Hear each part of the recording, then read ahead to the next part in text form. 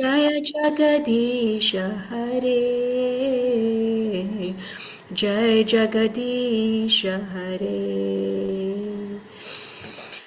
Okay, dear devotees, so very fortunate to be in your association today on this most auspicious day of Sri Narsingha Chaturdasi.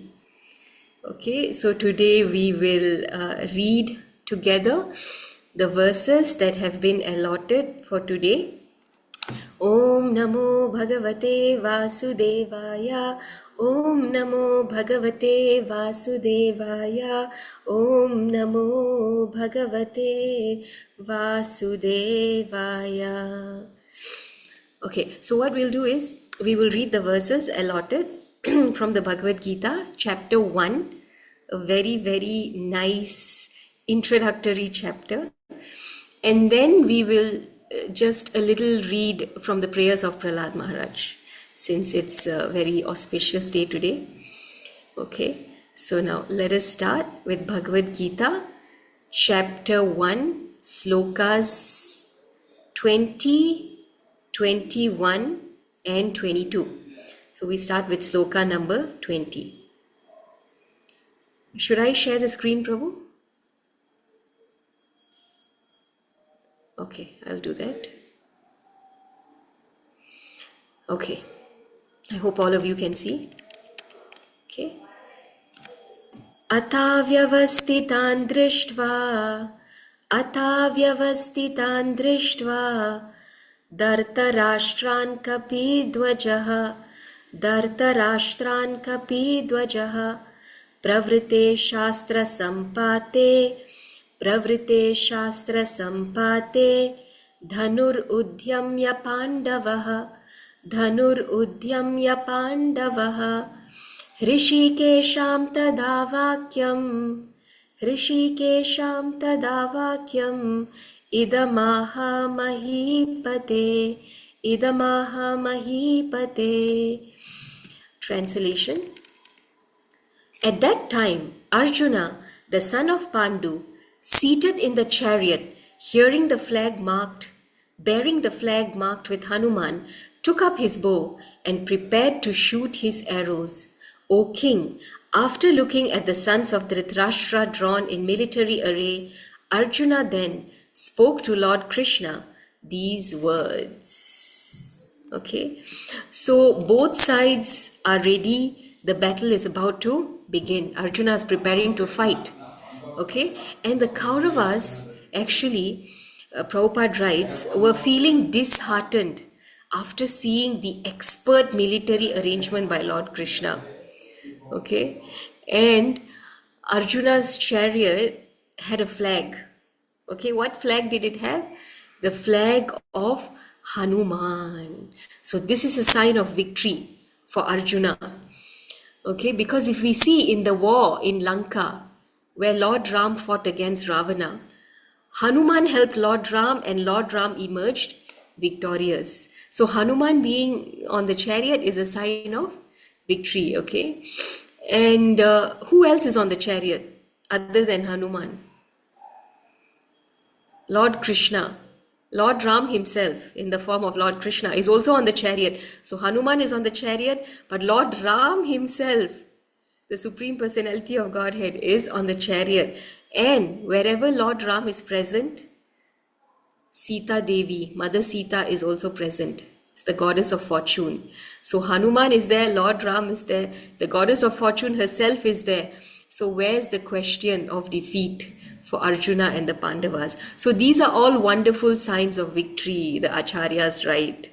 Right? So there's no reason for Arjuna to fear. Okay? Because in such a situation, right? Everyone is present. Victory is assured for Arjuna. Okay, so now we'll read text 22. 21 and 22 are together. Okay, I hope you can see.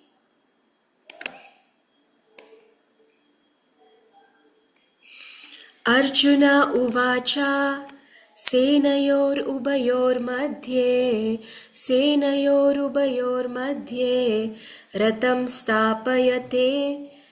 रथं स्थापयमेच्युत Ratam stapaya mechuta yavadetan niriksheham yodhu kamam avastitan kairmaya saha yodavyam asmin ranasamudyame. Translation by Srila Prabhupada. Arjuna said, O infallible one, please draw my chariot between the two armies so that I may see those present here who desire to fight and with whom I must contend in this great trial of arms. Okay, so very interesting. Excuse me. Arjuna is requesting Lord Krishna by the name Achyuta. O Achyuta, Senayor Ubayor Madhye, please draw my chariot between the two armies because I desire to see who have come here to fight.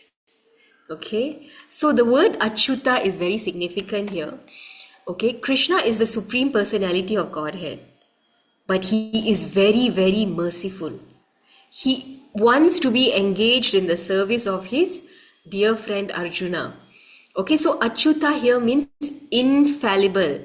Although Krishna has accepted the position of a charioteer, his position as the Supreme Personality of Godhead is uncompromised. He is always, he has been, will be the Supreme Personality of Godhead. Okay, whether he's a cowherd boy, whether he's a charioteer, whether he's disguised as a woman, in whatever form, whether he appears in Satya Yuga, Treta Yuga, Kali Yuga, he is always the Supreme Personality of Godhead. As a husband, as a father, as a son, as a grandson, as a baby in front of Putana, Krishna is the Supreme Personality of Godhead, always, eternally, uncompromised. Yeah. So the relationship between the Lord and the servitor is very, very sweet. The Lord, as the Supreme Personality of Godhead, is willing to serve his loving devotee in any way, right? Okay, but he is still the Supreme Personality of Godhead. Again and again we are saying it, right? So, for example, a person may be the CEO of a company, right? And throughout the day he sits and counts billions of dollars, rupees, lakhs, crores of rupees, right? And he's the proprietor and he oversees thousands and lakhs of people in his company, right? But when he goes home, as soon as he enters his home, his little daughter will make him bend and climb over his back and ride him as though riding on a horse. And he takes pleasure in that because he is so sold out to his little daughter, right? It's like whatever he is and whatever he's doing is for his little daughter. So he takes pleasure in that. So in the same way, Krishna takes pleasure in his pure devotee assuming an advantageous or superior position and giving him orders. Right? He's happy to carry out those orders and serve his devotee. Okay? You know, in the war, right? When the war actually started, now we are speaking about the prelude, how they are getting ready to battle. But if you fast forward a little, when the war actually started, Krishna was the charioteer and Arjuna was standing behind him, right? So Krishna was sitting in front and Arjuna was standing behind him. So when Arjuna, who's the main warrior here, right? Krishna was not fighting. He was only a charioteer. So when Arjuna wanted to fight, Arjuna is fighting. He's shooting his arrows, right? He's shooting his arrows left, right, center. People are attacking from all directions. Okay, so he also has to defend himself. At the same time, he has to attack. So it's a very, very critical situation, a matter of life and death. So in that situation, Arjuna has to navigate. He has to tell Krishna, move left, move right. Do you think Arjuna, as a devotee of the Lord, in his standing position in the midst of the war would bend down, oh my dear Lord, I am your servant, please now kindly turn left, please now kindly turn right? No. Arjuna was standing. It was a critical situation. Okay, he had to combat. So how did he instruct Krishna whether to turn left or right? Does anyone He know? would kick. With his Yes, legs, by Mataji. kicking. If he would kick Krishna's left shoulder, it means Krishna should turn left. If he would kick Krishna's right shoulder, it means Krishna should turn right. So move this way, move that way, move. That's how he would navigate, right? But Krishna was happy to take on that position as a charioteer, right? Because Arjuna is his pure, unalloyed devotee, right? Okay. So today is the most auspicious day of Narsinga Chaturdasi. Okay, where we also see how the Lord served his unalloyed devotee Prahlad Maharaj. The Lord appeared exclusively. Lord Narsinghadev, it is said in the Srimad Bhagavatam, 7th chapter, the appearance of Lord Narsinghadev, where the Lord appeared out of a pillar to keep the word of his devotee, Prahlad Maharaj. Because Prahlad said the Lord is in this pillar, the Lord appeared in that pillar to protect the word of his devotee. Okay, so very, very sweet, very, very amazing to hear. Okay, and although the Lord appeared to save his devotee Prahlad, he served as a service to his devotee his position as Achyuta. Okay, he is infallible. His position as the Supreme Personality of Godhead is uncompromised. In fact, he appears to save and serve his devotee because he is the Supreme Personality of Godhead. Right? So Prahlad also had the same mood as Arjuna. He was a pure devotee. He never fought or even retaliated under the most dire circumstances. We all know that. He was always remembering the Lord. So now what we'll do is we'll quickly read 3 verses from his prayers today. So today is the appearance day of Lord Narsinghadev. But why did Lord Narsinghadev appear? Because of Prahlad Maharaj. So it's very important for us to remember and pray to Prahlad Maharaj on this auspicious day. Okay? And it's important for us to repeat his prayers. So some prayers actually today Radhesham Prabhu was also recalling, and which also inspire me very much. Today we can meditate on these 3 verses. We'll just read only the translation in the interest of time. So these are from Canto 7, Chapter 9, Sloka number 14, 15 and 16. Okay. My Lord Narsingha please therefore cease your anger now that my father, the great demon Hiranyakashipu, has been killed. Since even saintly persons take pleasure in the killing of a scorpion or a snake, all the worlds have achieved great satisfaction because of the death of this demon. Now they are confident of their happiness, and they will always remember your auspicious incarnation in order to be free from fear. So, dear devotees, we must always remember, and we can tell our children also, we don't have to be afraid of Lord Narsinghadev. Okay? So, we should remember Lord Narsinghadev. When we remember him, we will become free of fear. Okay, see, Prabhupada writes in the purport this one line here. The Lord can always remember the form of Narsimhadev when they are in danger. Okay, so whenever you are in some sort of danger, you feel fearful, just remember Lord Narsinghadev. The Lord will protect you and you will become free of fear. Okay, let's read sloka number 15, the translation. My Lord, who are never conquered by anyone, I am certainly not afraid. Basically, in the next 2 verses, Prahlad is going to tell us what he is not afraid of and then what he is afraid of. Okay, so now let's read what he is not afraid of. I am certainly not afraid of your ferocious mouth and tongue, your eyes bright like the sun, or your frowning eyebrows. I do not fear your sharp pinching teeth, your garland of intestines, your mane soaked with blood, or your high wedge-like ears, nor do I fear your tumultuous roaring, which makes elephants flee to distant places, or your nails, which are meant to kill your enemies. Lord Narsinghdev's nails were dripping with blood. Prahlad is not afraid. He's not afraid. But what is he afraid of? Let's see, dear devotees. Sloka number 16. O most powerful, insurmountable Lord, who are kind to the fallen souls. I have been put into the association of demons as a result of my activities, and therefore I am very much afraid of my condition of life within this material world. When will that moment come when you will call me to the shelter of your lotus feet, which are the ultimate goal for liberation from conditional life?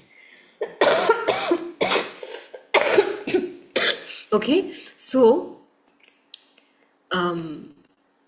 Prahlad is saying that he's not afraid of Lord Nrsingadev's scary form. Okay, his nails dripping with blood, his mane soaked with blood, roaring. He's not afraid of that. Not at all. No. Because why? Like a baby cub will not fear the mother and father lion, right? So there's no need for us also to fear the most merciful father, Lord Nrsingadev, who has come to protect his devotee Prahlad. So what is Prahlad afraid of? Right? He's afraid of having to hear, he's afraid of this material world. He's afraid of the association of non-devotees. He is surrounded by demons. He's afraid of hearing non-devotees criticize the Lord, rebel against the Lord. Okay, he's afraid of their association. He's saying, Lord, I'm afraid of these sharp criticisms, of having to hear these sharp criticisms against you. That's what hurts me.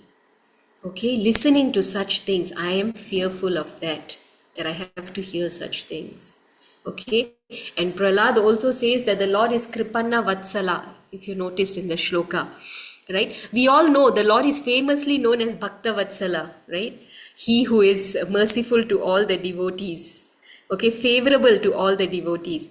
But Kripanna Vatsala, the Lord is also favorable, equally favorable to the conditioned souls, the miserly people who are always forgetful of the Lord. The Lord is equally forgetful to us, miserly people, right? So, Prahlad is saying, you also delivered them, okay?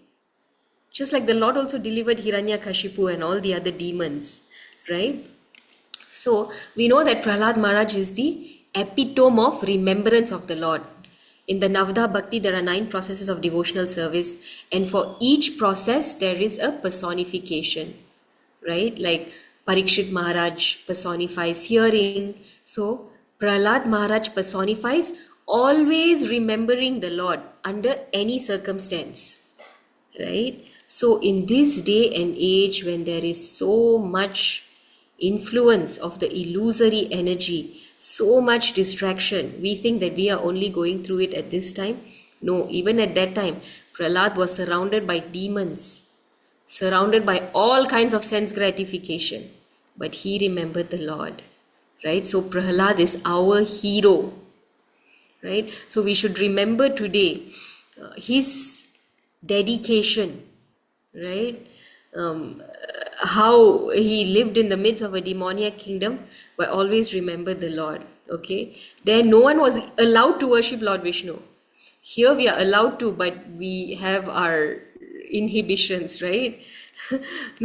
You can't, you know, Hiranyakashipu was so powerful that Indra says that um, anyone who would meditate on the Lord, forget about, you know, seeing someone externally performing worship or doing arti. Anyone who would even sit quietly and meditate on the Lord, Hiranyakashipu was so powerful he could enter the chitta and disrupt that meditation, right? So that's the world that Prahlad lived in. He's our hero. He brought the Lord to this world. He defeated atheism and introduced Krishna consciousness. And our Srila Prabhupada, following in the footsteps of Prahlad Maharaj, took Krishna consciousness to the West and propagated it all over the world, right? So, you know, where the Western world, which is full of sense gratification, Srila Prabhupada made them devotees. Just like Prahlad Maharaj made all his demon friends devotees. Right? So what can we pray for today? We pray at the lotus feet of Prahlad Maharaj to keep us fixed and determined in devotional service, to always help us remember the Lord under any circumstance. Okay, we should also pray for the protection of all devotees around the world who are trying to practice Krishna consciousness, but who are facing disruptions, distractions in the form of war now all over the world. So this is what we can pray for today to Prahlad Maharaj, to always keep us fixed focus in remembering the Lord and practicing Krishna consciousness in a very determined way. Okay, so Arjuna, back to the battlefield. Arjuna was a pure devotee. Okay, he had no desire to fight with his brothers, with his uncles, but he was forced to, because Duryodhana refused any negotiations for peace. Okay, so now he wants to see who has come to fight. So he's requesting Krishna to draw his chariot between the two armies, and tomorrow let us see what will happen next. Okay, so dear devotees, let us pray today to Prahlad Maharaj, Lord Narsinghadev, so that we can remember Krishna and be determined in devotional service. Thank you very much for giving me this opportunity today to share. Hare Krishna, all devotees. Actually, we are here in this temple in Kuala Lumpur, Malaysia. And recently, just on April 20th, on the most auspicious day of Akshaya Tritiya, we installed deities of Sri Sri Radha Gokula Chandra. Okay, so we will. So we are happy. If you would like to see the darshan of these deities, I can show you if it's okay. These duties are which used to be worshipping, no? Same duties? Radha Gokula Nanda, we used to worship at home, yes. So Radha Gokula Nanda, and we also have Radha Gokula Chandra as well, marble deity. So yeah, I'll just join through my phone so that I can show you the darshan. We have a wonderful festival planned. Of course, today, all of you in Bangalore must visit our temple, ISKCON Sheshadripuram.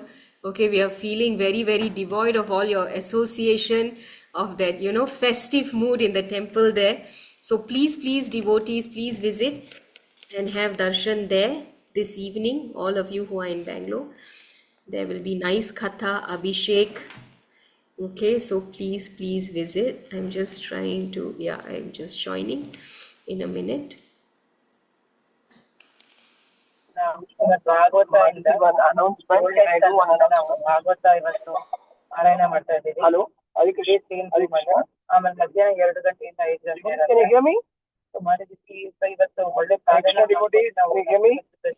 Yes, Prabhuji, partly we can hear you. Yes.